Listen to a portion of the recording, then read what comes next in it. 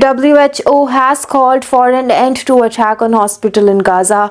Hospitals in Gaza have once again been the battleground and the health system is under severe threat. Dr. Tedros Adhanom said his warning came after the latest and the last functioning hospital is besieged. Northern Gaza, Kamal Adwan was raided and forcibly evacuated by the Israeli military on Friday, and two hospitals in Gaza City were attacked on Sunday.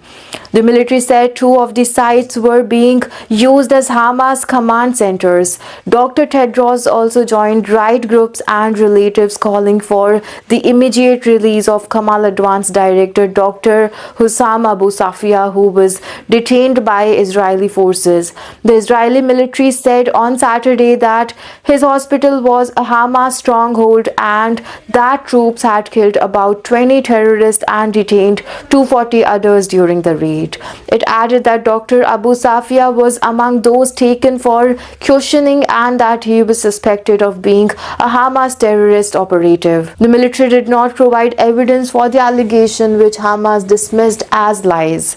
US-based Med Global condemned the detention of Dr. Abu Safia, who was in lead physician in the Gaza, as not only unjust but also a violation of international humanitarian law, which upholds the protection of medical personnel in conflict zones. Dr. Abu Safia's family expressed concern about his health, saying he was still recovering from severe injuries sustained in an attack last month and that he was likely to be suffering from the cold because he had been forced to strip off his clothes as well. Hamas also dismissed the Israeli allegation as lies. Dr. Tedros said Kamal Adwan was out of service following the raid and that its critically ill patient had been transferred to the out-of-function Indonesian hospital, which he warned was severely damaged and had no ability to provide care. The government of